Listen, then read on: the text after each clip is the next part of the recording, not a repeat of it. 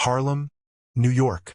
In 1934, Ellsworth Bumpy Johnson was 28 years old, already known across the neighborhood as a powerful figure, serving as an enforcer and operator within Harlem's underground economy.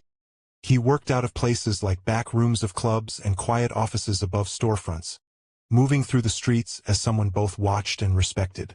At the time, Harlem was known as a proud black community under pressure, a place where poverty, fear, and racial tension lived side by side. The Great Depression had hit hard. Jobs were scarce. Families struggled to eat. And beneath the surface, violence and intimidation were growing, aimed directly at the people who lived there. Bumpy Johnson was one of the few men in Harlem who could move freely through this environment without asking permission. He was seen as a power broker, someone who understood how the streets worked and how force, when used carefully, could shape outcomes. Harlem was a place that rewarded strength and resolve, while hesitation and weakness were punished quickly and often without mercy. By early 1934, Bumpy Johnson had established himself as a respected and feared figure in Harlem. He was no longer just a street-level enforcer. He was a man whose name carried weight, both among criminals and ordinary residents. A former street fighter who had survived years of violence, arrests, and time in prison, Bumpy carried himself with calm control. He spoke softly, moved deliberately, and rarely showed emotion. That quiet confidence unsettled enemies and reassured allies. People understood that when Bumpy acted, it was not by impulse but by decision. Among the black residents of Harlem, Bumpy Johnson represented protection and resistance in a system dominated by white power structures and hostile authorities. While the Ku Klux Klan operated in secret and the police looked away, Bumpy stood as a figure who would not. To many, he was not just a criminal. He was a warning and a promise that Harlem was not without defenders. But not everyone respected Bumpy Johnson. There was another force moving quietly through Harlem, one that did not care about reputation or respect. This force believed in fear, silence, and control. That force was the Ku Klux Klan. By the early 1930s, the Klan was no longer only a Southern group. It had spread into northern cities where black families had moved looking for work and safety. New York was one of those cities. Harlem, with its large black population, became a target. The Klan in New York did not act openly. They did not march in white robes through Harlem streets. They understood that would bring immediate resistance. Instead, they worked in secret. Meetings were held at night. Plans were made in abandoned buildings. Their actions were meant to scare people without revealing who was responsible. Men like Robert Garrison represented this hidden threat. Garrison was a grand dragon who helped organize Klan activity across state lines. He was educated, organized, and careful. He believed that terror did not need noise. It only needed consistency. The Klan was known for burning crosses on rooftops, smashing business windows, and sending anonymous threats to black families. These acts were not random. They were meant to remind people that they were being watched. The message was clear. Leave, stay silent, or suffer. They believed Harlem would eventually break. They believed fear would do the work for them. And they believed no one powerful enough would challenge them. The Klan was able to continue because the system meant to protect Harlem did not act. The New York City Police Department did not stop the threats. There were no arrests connected to the attacks. Complaints went unanswered. Reports disappeared into filing cabinets. The violence stayed quiet, and so did the response. This silence was not accidental. Admitting that the Ku Klux Klan was active in New York would have caused a scandal. It would have shown that the city was not as different from the South as people liked to believe. It would have raised questions about police oversight, political responsibility, and racial hatred operating in plain sight. So the system chose denial. As long as the attack stayed hidden, officials could pretend they were isolated incidents. Broken windows were treated as vandalism. Threats were treated as rumors. Fear was treated as exaggeration. Over time, this lack of response sent a message. The Klan learned that nothing happened when they acted. No one came looking. No one interfered. No one stopped their meetings or their plans. They began to believe they were untouchable. They met more often. They planned larger actions. They brought weapons. They drew maps of Harlem, marking churches, businesses, and gathering places. They believed they had time. They believed they were safe. They believed Harlem was alone. That belief would prove fatal. The first incident happened during an ordinary moment in Harlem, one that might have gone unnoticed by outsiders. It took place during a normal week, when people were going about their lives, trying to survive the winter of 1934. Late one night, a wooden cross was burned on the rooftop of a black-owned building near the edge of Harlem. No one was hurt. No shots were fired. No names were left behind. By morning, the cross had turned to ash, and the men who placed it were gone. The message, however, remained. Bumpy Johnson heard about it the same way everyone else did, through quiet conversations and worried looks. People expected him to act. They expected retaliation. But Bumpy did nothing. He said nothing. He continued his routine, walking the neighborhood, visiting clubs, speaking calmly to shop owners. To people watching from the outside, his silence looked like weakness. Some believed he was afraid. Others thought he was losing control. The Klan noticed too, and they misunderstood what they were seeing. Those close to Bumpy Johnson expected anger. They expected him to gather men and respond with force. That was the way things usually worked in Harlem. Disrespect was answered quickly, or it grew. But Bumpy's restraint was not fear. It was a choice. The men who knew him best understood that he never acted without purpose. He listened. He watched. He waited. He wanted to know who was responsible and what they planned next. In Harlem, patience was not weakness. It was strategy. And those who understood the streets knew that when Bumpy Johnson stayed quiet, it meant something final was coming. The next incident occurred 1 week later, near a small grocery store on the edge of Harlem. One morning, the owner arrived to find his front windows smashed and his shelves destroyed. No money was taken. Nothing was stolen. The damage was meant as a warning. Bumpy Johnson was told within hours. Again, he chose not to respond. A few days later, another incident followed, this time near a church. Late at night, unknown men set fire to trash near the entrance and painted threats on the sidewall. The fire burned out on its own. No one was injured. The message was clear. Bumpy heard about it. He remained calm. He made no move. The next provocation came shortly after, in a housing building where several black families lived. Anonymous letters were slipped under doors. The letters warned people to leave Harlem or face consequences. Parents panicked. Children were kept home from school. Bumpy Johnson listened to their fears. Still, he did nothing. Then came another act. A black-owned barbershop was attacked after closing. Chairs were broken. Mirrors shattered. A cross was scratched into the wooden counter. Again, no witnesses. Again, no arrests. And again, Bumpy Johnson stayed silent. Each incident made the Ku Klux Klan more confident. They believed their actions were working. They believed fear was spreading. They believed Bumpy Johnson would not act. In places like Harlem, confidence without resistance becomes dangerous. It invites more violence. It removes restraint. Everything changed when planning replaced warning. Bumpy Johnson learned that the Klan was no longer acting on impulse. They were organizing. Maps of Harlem were drawn. Churches, businesses, and homes were marked. A large wooden cross was prepared. Gasoline was gathered.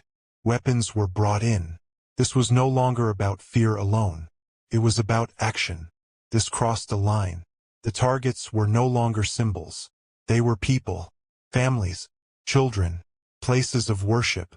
The threat was no longer quiet or distant. It was immediate. Authority response was minimal. No police moved in. No meetings were stopped. No arrests were made. The system remained silent. From that moment, the outcome became inevitable.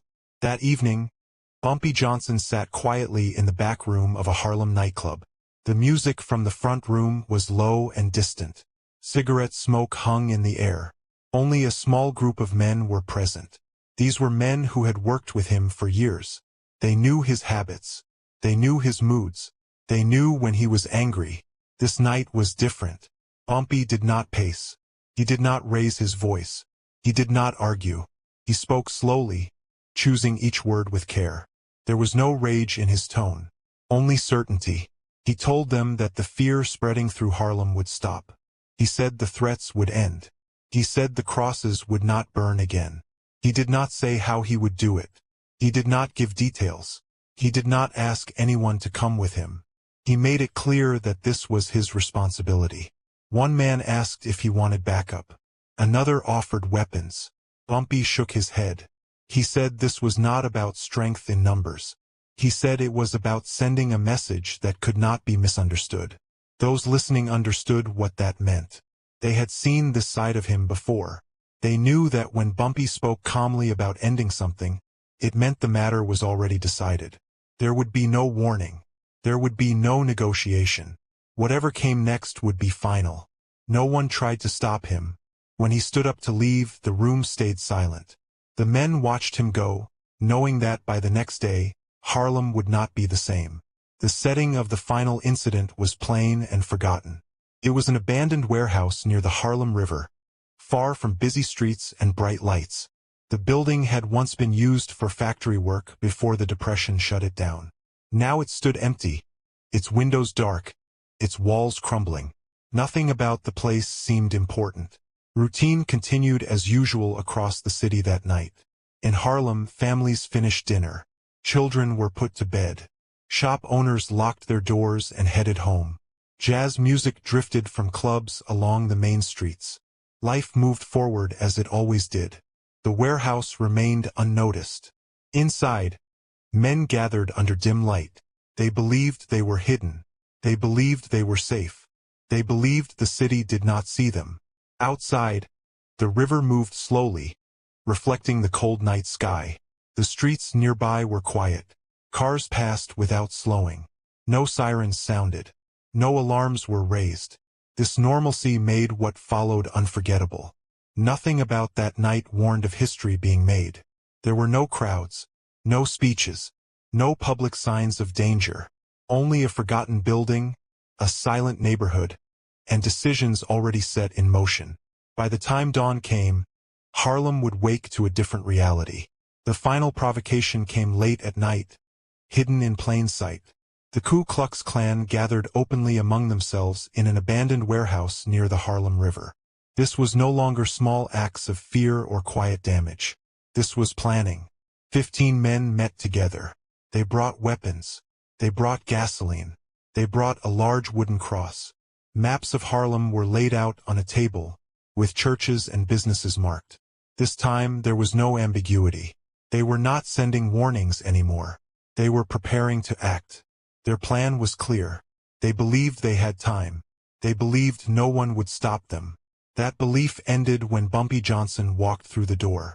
He did not hide. He did not hesitate. He did not ask permission. He stood alone in the doorway, calm and steady, facing 15 armed men. The room fell silent. Their meeting stopped. Their confidence disappeared.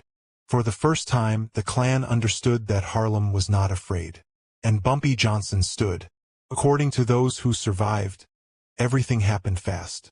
There was no shouting, no long struggle, no chaos at first. Movements were precise and controlled. Bumpy Johnson acted without hesitation. Each motion had purpose. Each second mattered. Before anyone could organize or escape, the balance of power shifted. The room filled with confusion, smoke, and fear. Some men fell quickly. Others panicked. Shots were fired blindly. Fire spread. Before any outside intervention was possible, the outcome was already decided. 8 minutes later, the meeting was over. 12 men lay dead. 3 were left alive to carry the message. Bumpy Johnson walked out alone. The terror ended that night. When it was over, Bumpy Johnson stopped. He did not chase the survivors. He did not strike anyone else.